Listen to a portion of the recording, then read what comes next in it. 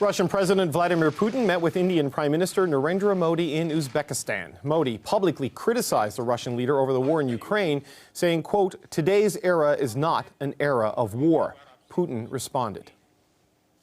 I know about your position on the conflict in Ukraine, and I know about your concerns. I know that you share these concerns, and we want all of this to end as soon as possible. All right, that meeting comes one day after Putin sat down with the president of China. Putin admitted President Xi had concerns about the war in Ukraine. And what should we read from these two meetings? Roland, he previously served as a foreign policy advisor to Prime Minister Justin Trudeau. He is now the director of the University of Ottawa's Graduate School of Public and International Affairs, and he's right here with me in the studio. Roland, good to see you again. Ian Bremmer is president at Eurasia Group. He is in New York. Ian, thanks for joining us again. Pleasure. I'd like to start with you, if I could. I mean, you know, Putin acknowledging to China that China has questions and this rebuke of sorts from Modi. What does this tell us about the situation Putin finds himself in? It's not great. I mean, but it's not all that different. Frankly, when Putin initially invaded Ukraine, the international response was incredibly unified from the West, which he certainly did not expect at the time.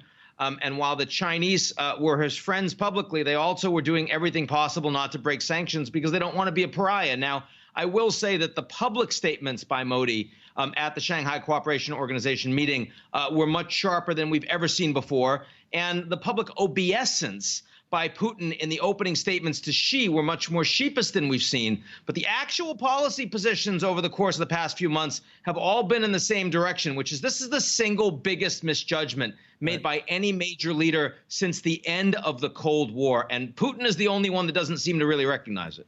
Roland, what's your take of this? You combine it with the fact, too, that even Russian television now is not completely unified in the pure propaganda position we saw at the beginning of this. Yeah, I agree with Ian's assessment.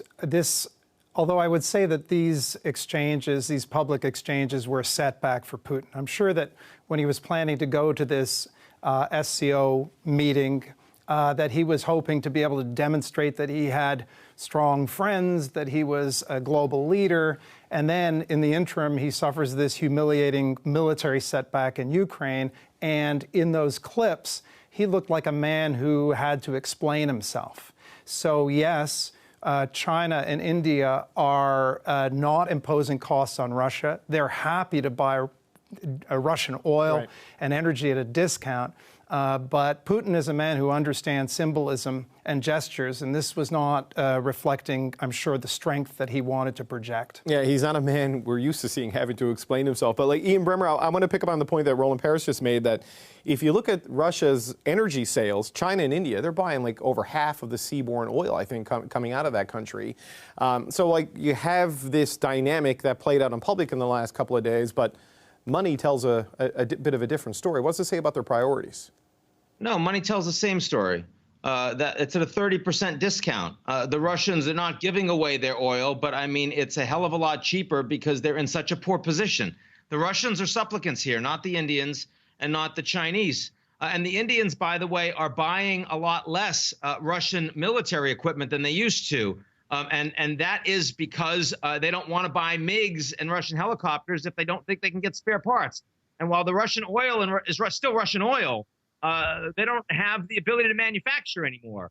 So, I mean, by all accounts, this is a country that is hurling itself headlong into the abyss. Now, it's a dangerous country that has lots of asymmetric military capabilities, and they can be very disruptive, not just to Ukraine, but more broadly. I'll tell you one other thing. I suspect now on the back of this that Putin will not go to the G20 in Indonesia, because it will be embarrassing for him, and he will not be able to line up publicly the developing countries on his side the way that he had hoped that he might before the events of the last several days on the ground in Ukraine. Roland, what do you think of that? I know Canada and other countries are trying to have them not kicked out of the G20 and not be allowed to go. But I know the Prime Minister said at the G7 that Canada would go regardless because the issues were too important to sit this one out. What do you think this? I'm sure the Prime Minister and our Foreign Minister Melanie Joly would be more than happy if Putin were to sit at that conference, and maybe he will, although that itself would be a sign of weakness that Putin would be projecting if he were to decide suddenly that he had to do his hair that night instead of going to the conference. But I agree that this is accelerating Russia's the trend that was already underway, which was the trend towards Russia becoming the junior partner in the relationship between Russia and China. And China's trying to walk this middle ground where it's maintaining a strategic partnership with a country that also shares an interest in challenging an international system that it sees as dominated by the United States. But China's going to squeeze everything they can out of Russia and avoid incurring costs themselves. What's your sense? They're losing ground in Ukraine. They're getting criticism now at home over the conduct of the war and how it's going in a way that we haven't seen. I mean, how do you think Vladimir Putin reacts to that changing dynamic? Well, it was interesting today because he gave a press conference in which he gave two very different messages. One was he hinted that Russia might escalate in Ukraine, and the other was when he was asked what Russia's war aims were, he said to establish complete control over Donbass, which is a much reduced war aim than regime change in Kyiv. So I think he's keeping his options open right now. I'm sure he doesn't want to have to resort to general mobilization, which has a whole bunch of problems associated with it. But at the same time, he can't afford to keep losing. So I would suspect that he's looking in the cupboard and trying to figure out what kinds of tools he has available to staunch the wound. Ian Bremmer, what's your sense of how Vladimir Putin may respond to what's happening right now?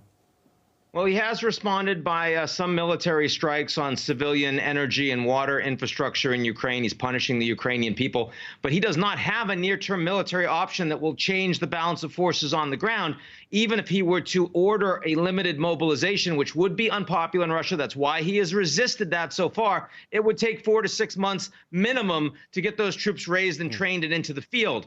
So, I mean, really what he can do in the near term is cause more pain and damage to the Europeans. That means shut off all of their energy as winter comes, with the hope that that raises peace movements in Europe to put more pressure on the Ukrainians to get to the negotiating table. I think that's going to be a failed strategy, but that's about the only thing Putin has left. He's been playing with a bad hand for a long time. This is worse than a bad hand. I'd hate to be the person advising Putin right now on what he should be doing going forward, and maybe that's why there are so many people that are inadvertently jumping out of windows.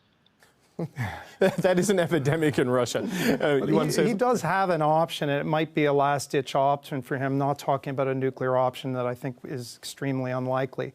But since he said the war aim is to consolidate control over the Donbass, those two territories, if he continues, if Russian forces continue to perform as poorly as they have been performing, he could strategically withdraw to those areas and have much shorter lines of supply and a much more consolidated position to defend. I think he wants to get into a position of a kind of, at the least, of a stable stalemate, so he can find a way to turn off the war and buy himself time to rearm and re-equip his military so he can take, the next round, whenever it is, 3 or 4 years from now. Yeah, I'm old enough to remember in the early days of the war when they thought they were 72 hours from taking Kyiv. Remember the long line of trucks and tanks and everything outside? But Ian Bremmer, you mentioned general mobilization and how unpopular that would be and how reluctant maybe Putin is to do that.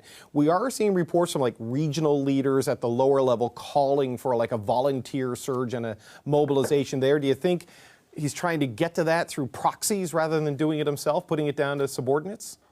The military bloggers have been saying that as well in Russia. They've also been quite critical of whatever's been happening on the ground and of the advice that Putin is getting. Of course, they won't criticize him directly, but still that's very unusual for Russian state media.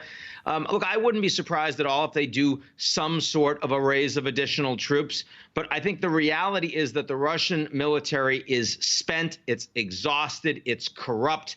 And their military capabilities on the armament side would take years to replenish. And the support they're getting right now is from Iran and North Korea. I don't think I need to tell you that if you're getting military supplies from North Korea, you are scraping about the bottom of the barrel. I mean, you're getting wood chips at this point. So just quickly, because we're out of time, but just both of you, starting with you, Roland. I mean, is this a tipping point in this conflict with the gains Ukraine has made, with the changing public language or stances? I mean, are we nearing a tipping point in this conflict? I think that the trends are not looking good for Russia right now, for sure.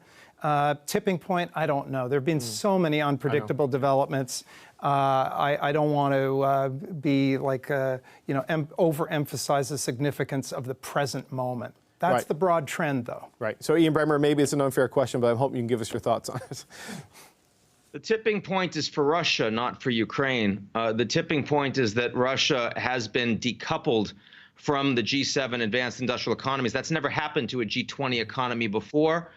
It, of course, reflects a win for the United States, Canada, and its allies in unifying to make that happen. But it also is a danger because the likelihood that the Russians will lash out as a rogue in the corner over time goes well beyond Ukraine. Okay. Listen, thank you both. It's always great to have you on. Ian Bremmer, Roland Paris, thank you so much for joining me. Thank you. Good to see you.